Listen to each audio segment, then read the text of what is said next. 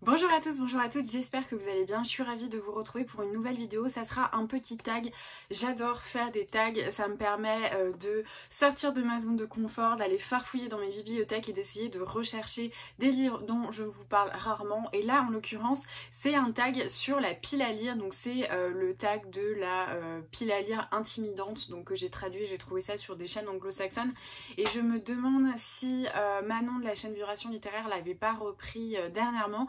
En tout cas, à chaque fois, ça m'amuse de le voir parce que des piles à lire, on peut en avoir des énormes. Moi, elles varient. Je suis pas quelqu'un qui a tendance à avoir une pile à lire énorme ou en tout cas, j'achète pas énormément de bouquins. Enfin, je fais rarement des book hauls avec 30-40 livres et ce toutes les semaines. Donc, j'ai pas un rapport hyper négatif avec ma pile à lire. En ce moment, elle est assez conséquente parce qu'il y a eu pas mal de sorties, surtout en fait qui avaient été retardées avec les Covid, enfin les Covid, on en a un, c'est déjà bien, le Covid, les confinements et tout ça, et puis j'avais aussi acheté en occasion des sagas en fait, où j'avais trouvé des offres intéressantes, donc c'est pour ça qu'en ce moment ma pile à lire elle est un peu conséquente, mais d'une manière générale j'ai pas un rapport malsain avec elle, il y a des livres c'est cool, ça m'arrive des fois d'avoir une pile à lire qui est proche de zéro, et tout va bien pour moi, mais du coup ce tag il me fait un peu rire parce qu'il permet d'aller mettre le nez dans sa pile à lire, de se dire oh mais c'est vrai que j'ai ce bouquin là c'est ce qui m'est arrivé en voulant choisir des romans qui rentrent dans les différentes catégories des questions posées. Donc on commence tout de suite. La première question de ce tag c'est quel livre de ta pile à lire n'as-tu pas terminé? Et c'est Jonathan Strange and Mr. Norrell de Susanna Clarke aux éditions Robert Laffont. Non mais regardez cette énorme brique, je l'avais commencé cet été, dites-moi dans les commentaires si vous étiez déjà là à ce moment là parce que ça date je crois de mes tout premiers vlogs sur YouTube, et donc en fait c'est une histoire surnaturelle avec voilà un côté créature magique et tout ça, réécrit dans l'histoire avec la guerre, avec Napoléon et tous ces trucs là. Je crois qu'on est en 1806. Pourquoi je vous parle de Napoléon? Je fais peut-être un micmac avec une autre histoire, mais en tout cas voilà, on est en 1806 en Angleterre. Ah oui si, les guerres napoléoniennes exactement, et en fait il va y avoir de la magie derrière les guerres. On se demande si Napoléon je crois n'est pas un magicien et tout ça. Et ça avait l'air trop cool, enfin ça a toujours l'air trop cool. Je crois qu'il y a une série qui est sortie basée en fait sur cette histoire. Mais je me souviens l'avoir commencé et j'avais dû lire, mais je sais plus, 100 ou 150 pages. Donc 150 pages c'est quand même rien du tout par rapport à la taille de ce roman. Et j'arrivais pas à rentrer dedans et j'avais vraiment l'impression de devoir me forcer en fait en mode non mais si au bout d'un moment ça va être cool, et j'ai dû me résoudre et me dire bah oui mais bon si tu souffres pendant 300 pages pour arriver à apprécier ce roman ça sert à rien.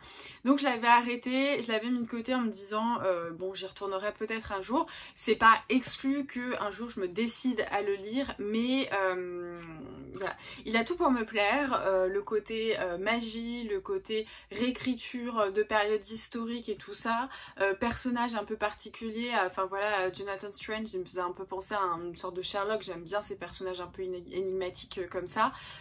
Mais par contre, sa taille, moi franchement, je trouve ça hyper dissuasif. Et pourtant, vous savez que j'aime bien les briques, mais il y a brique et brique quoi. Il y a brique et puis il y a fondation d'une maison qui fait à peu près 1000 pages et les pages écrites limite sur une feuille A4 quoi. Donc du coup... voilà, il me décourage un petit peu, je l'ai commencé, je l'ai remis tranquillou dans la pile à lire en me disant peut-être un jour ça sera le moment, mais je me mets pas la pression. Ensuite la deuxième question c'est donc un livre que tu n'as pas le temps de lire, et j'ai mis Illusion perdue de Balzac, ça fait un petit moment que je l'ai acheté et j'ai trop envie de le lire, seulement il fait 900 pages, il est énorme et il est écrit... tout petit. Je vous montre mais je pense que vous voyez rien. Et en fait c'est un roman où j'attends un moment. Alors là il y a eu le pont et le week-end prolongé et je pense que ça aurait été le bon moment. Mais il y avait Outlander qui rentrait en lice aussi dans cette catégorie de temps pour pouvoir le lire. Et en fait j'ai envie d'avoir un long moment pour avoir des instants de lecture longs pour pouvoir rentrer dedans. Moi j'adore Balzac, j'adore son écriture, mais encore une fois je trouve que elle nécessite une pleine attention, elle nécessite d'être là et pas de lire 50 pages par-ci, 50 pages par-là. Enfin, en tout cas moi c'est comme ça que j'ai toujours lu Balzac. Et là quand je vois l'épaisseur de ce roman, sa densité, je me dis que il rentre dans cette catégorie où j'ai besoin de temps pour le lire, sauf que vous comprenez bien, et je pense que vous le voyez avec mes vlogs et tout ça, j'ai pas beaucoup d'occasion d'avoir des grandes plages horaires de lecture, puisque les week-ends je révise, j'ai plein de trucs à faire, et j'ai moins ces moments où je pouvais dire là j'ai vraiment tout le week-end, j'ai rien à faire, sauf le samedi matin je vais aller me balader, mais sinon samedi après-midi, soirée et dimanche toute la journée je peux bouquiner. Là je pourrais le faire, mais en ce moment j'ai pas du tout ce temps là entre le boulot, les révisions pour les examens et tout ça, ça m'est impossible. Donc c'est vraiment le livre où j'ai pas le temps. Pas en tout cas, enfin, c'est pas que j'ai pas le temps de le lire, c'est que je n'ai pas le temps pour le lire de la manière dont je le souhaiterais, parce que voilà, j'aime bien aussi diversifier mes updates lecture et ne pas vous présenter un seul roman. Alors je sais que certaines d'entre vous m'ont déjà dit oui mais tu devrais pas te freiner, c'est pas grave s'il y a qu'un livre dans tes updates. Je suis d'accord, mais en même temps j'aime bien voilà, vous parler de plusieurs romans. Je trouve que c'est toujours intéressant d'avoir des updates lecture qui sont diversifiés. Donc pour le moment, j'ai pas, voilà, tous les astres ne sont pas alignés pour pouvoir le lire. Ensuite, la question c'est un livre de ta palle que tu n'as pas lu parce que c'est une suite. Alors j'avoue que j'ai pas trop compris cette question, mais moi je l'ai interprétée comme étant, je sais pas, t'as un tome 2 mais par exemple t'as pas le tome 1, ou t'as le tome 2 mais t'as pas lu le tome 1, enfin je sais pas. Alors en tout cas, moi les séries, à part pour Outlander et à part quand j'achète, oui en fait il y a beaucoup d'exceptions, mais quand je suis dans une série, j'ai tendance à acheter un peu les tomes au compte-gouttes. Ça c'est on va dire le point général. Par exemple Gardien des Cités Perdues, je les ai achetés petit à petit au fur et à mesure de leur lecture. Et d'une manière générale, par exemple, je vois le rendez-vous avec le crime, je crois qu'il y en a pas mal qui sont sortis, bah c'est pareil, j'achète, j'en termine un, j'achète le suivant, la saga de Jodie Taylor, donc les Chroniques de Sainte-Marie, c'est pareil, j'achète vraiment petit à petit, sauf exception faite de Outlander, parce que je cherchais une édition qui n'était plus éditée, donc celle qui a les, juste ici, les dos sont blancs et donc pas colorés, ou quand j'ai envie de me lancer dans une saga et que je sais qu'elle est pas forcément trouvable, je vais essayer d'aller farfouiller d'occasion, souvent sur le Bon Coin je regarde, pour pouvoir m'acheter un lot en fait, et souvent c'est plus intéressant, surtout d'occasion. Je sais que j'avais fait ça avec la saga des Mémoires d'un quartier de Louise Tremblay-Destiambres. Et parfois voilà, ça m'arrive d'acheter la saga complète si je sais que ça va me plaire, ou par exemple si j'ai lu, je sais pas, le tome 1, il m'a plu, et bah du coup bim, j'achète la totalité. Mais je suis pas quelqu'un qui va par exemple avoir acheté le tome 1 parce qu'il était un peu à la mode et ensuite acheter le tome 2, le tome 3. Enfin moi des fois j'entends des gens qui disent ça, oui bah je sais, j'ai pas lu le tome 1, j'avais acheté le tome 2 en me disant si le 1 me plaît, et bah au moins j'ai le tome 2 sous la main, et du coup là le tome 3 vient de sortir donc je l'achète aussi. Moi je suis un peu moins comme ça, mais après bon, j'avais acheté les 4 premiers tomes d'Outlander parce que voilà, je savais qu'il y avait ce souci d'édition, donc j'ai pas forcément de tomes comme ça, genre 3-4, alors que j'ai même pas lu le tome 1, donc voilà. Je sais pas si c'était le sens de la question, mais en tout cas c'est ma réponse. Question suivante, un livre que tu n'as pas lu parce qu'il est tout nouveau, et je dirais que c'est La Cité de Laiton de S.A. Chakraborty, donc aux éditions de Saxus. Il est trop beau, voilà, la première chose que j'ai à dire, c'est hyper superficiel. Je trouve magnifique, la version hardback est encore plus belle. Il est sorti très récemment, là on le voit partout, enfin je suis allée en librairie, il y avait des présentoirs remplis de celui-ci.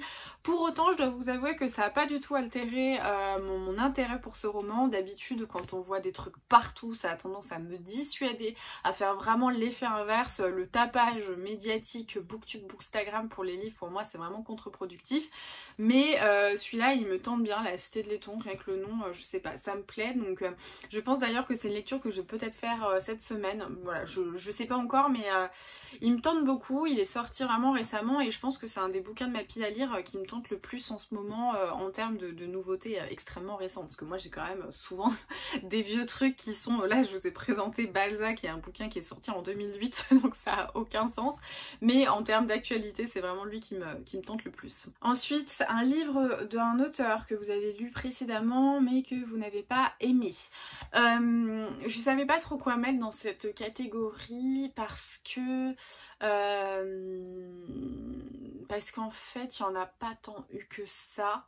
J'ai pas beaucoup relu là d'auteurs où j'avais été frappée par un bouquin et je me suis dit je vais lire le reste. Alors j'en ai, hein, je sais que j'ai pas mal de Carine Tuile, enfin pas mal, je dois en avoir un dans ma pile à lire de Carine Tuile à lire, donc je pouvais pas trop parler de ça. Par contre j'ai repensé à un roman d'ailleurs qu'il faudrait vraiment que je lise parce que ça fait un moment.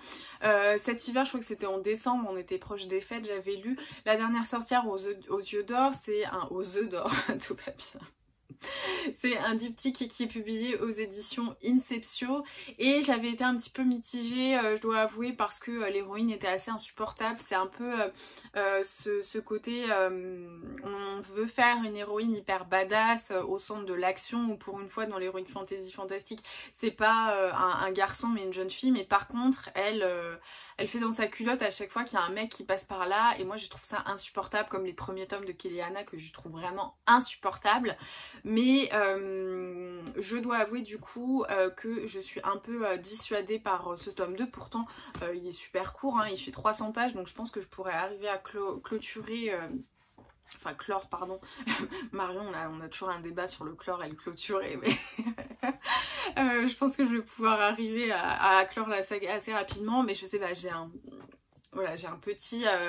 une petite retenue parce que vu que le premier tome, j'ai pas trop aimé la manière dont l'autrice a construit son personnage, j'ai moins envie d'y aller, donc voilà. Ensuite, un livre de ta palle que tu n'es pas d'humeur à lire. Alors ça, j'aime beaucoup cette question parce que moi je suis vraiment une lectrice influencée par son humeur, par le temps, par la période de l'année, par les ambiances, par mes états d'esprit aussi. Parfois je suis triste et j'ai envie de beaucoup de jeunesse, de fantaisie, de trucs comme ça réconfortants. Parfois j'ai trouvé du réconfort dans les trucs historiques ou les cozy murder ou ce genre de choses. Donc moi je suis vraiment, j'ai vraiment des moods en fait de lecture. Là il y a un roman du coup que je suis pas du tout d'humeur à lire. Quand je l'avais trouvé j'étais trop contente, je l'avais trouvé à Emmaüs, je l'avais même trouvé en double pour pouvoir l'offrir à Marion, et c'est Les Bienveillantes de Jonathan Littell. Il est sorti en poche, je crois que c'est les éditions 10-18 mais je ne suis pas certaine, assez récemment, à peu près en même temps que Les Optimistes de Rebecca Mackay, que j'avais beaucoup aimé. Et donc ce roman qui déjà est une énorme brique parce que par rapport à NRF il est déjà extrêmement grand et il est très épais. En fait je crois qu'on parle des Einsatzgruppe, donc ces milices armées qui ont commis énormément de massacres pendant la Seconde Guerre mondiale. Je pense que c'est un roman qui d'une manière générale va me fasciner parce que j'adore l'histoire, j'adore me documenter et toujours m'éduquer sur la Seconde Guerre mondiale, parce que même si on connaît les grandes lignes, il y a toujours plein de choses qu'on peut oublier ou qu'on peut écarter parce que ça touche à l'intolérable, à l'insoutenable dans nos têtes. Mais je pense que parfois c'est un petit peu important de se rappeler certaines choses et comment on peut arriver à des génocides et tout ça. Donc voilà, je suis hyper intéressée par ce sujet, ça c'est clair, ça change pas. Cela étant, en ce moment, je suis pas du tout d'humeur à lire des massacres. Voilà, je suis pas d'humeur à pouvoir supporter de lire ce qu'ont fait les Einsatzgruppe. Donc voilà, mais du coup, il m'intéresse, mais je pense qu'il va falloir que... Je récupère un petit peu de force mentale, psychologique pour pouvoir m'attaquer à celui-ci. La question suivante, c'est un livre de ta palle que tu n'as pas lu car il est énorme. Alors franchement j'en ai pas mal, j'aurais pu vous remettre Belle du Seigneur d'Albert Cohen parce que franchement celui-là il me fait trop peur. J'aurais pu vous mettre aussi, il est par là, il est derrière moi, Middlemarch de George Eliot parce qu'il fait je crois 1200 pages, écrit tout petit comme ça, mais on va le lire dans le cadre de l'Empoche Classique. N'hésitez pas à rejoindre le groupe Facebook, ma copine Leslie, c'est une pépite dans l'animation de ce groupe pour vous motiver à lire des grosses briques classiques, etc. Voilà, il y a pas mal quand même d'énormes briques comme ça dans ma pile à lire où je suis assez effrayée, mais il y en a un quand même qui me tente énormément, et encore une fois je pense que je sacralise, je veux ritualiser ce moment de lecture, et c'est Les Piliers de la Terre de Ken Follett. Vous avez été nombreuses à me le recommander parce que vous voyez que j'adore les romans historiques, j'adore ce genre de choses. Moi je pense qu'il peut peut énormément me plaire ce bouquin, j'ai aucun doute là-dessus, mais il est énorme, voilà, hein, déjà, il est écrit tout petit, il fait plus de 1000 pages, donc clairement pour moi il me dissuade en fait. Encore une fois, je pense que là je rêve pour lire ce bouquin, d'être dans un chalet en montagne en hiver où j'ai pas internet, j'ai rien, personne vient m'embêter, me parler et je peux dévorer ce bouquin. Voilà, voilà ce que j'aimerais comme condition tout à fait normale, possible, probable, vraiment pas du tout de caprice pour pouvoir lire ce roman, mais je le trouve énorme et il me fait hyper peur et il y a plein de gens qui me disent mais tu vas voir quand tu commences après tu peux plus t'arrêter. Je suis d'accord, mais il faut que j'ai voilà, cette première étape, ce premier pas de le prendre, de le sortir de ma bibliothèque et de ma pile à lire, et pour le moment c'est pas encore arrivé. Ensuite, un livre de ta pile à lire que tu as acheté à cause de la couverture. Alors ça c'est hyper compliqué parce que vous savez que pour moi les couvertures les plus belles sont les NRF, donc vraiment couverture blanche, juste le titre. Pareil, même les poches, en fait j'adore les poches parce que je trouve qu'il y a une simplicité, une forme de minimalisme que j'aime beaucoup. J'ai pas forcément craqué dernièrement sur des bouquins pour la couverture, donc je saurais pas, voilà, je saurais pas vous dire, sachant qu'en plus de ça je lis pas trop de fantasy fantastique et des fois même en young adulte c'est ce qui peut m'attirer parce que je trouve que voilà il y a un travail particulier de fait sur les couvertures young adulte, même en fantasy fantastique. Par contre j'avais pas mal aimé cette couverture, donc c'est un roman qui est publié chez 10-18, c'est Le Messager de L.P. Hartley que j'ai acheté il y a un petit moment, il est assez court, il va bientôt y passer mais j'ai des services de presse que je voudrais lire avant.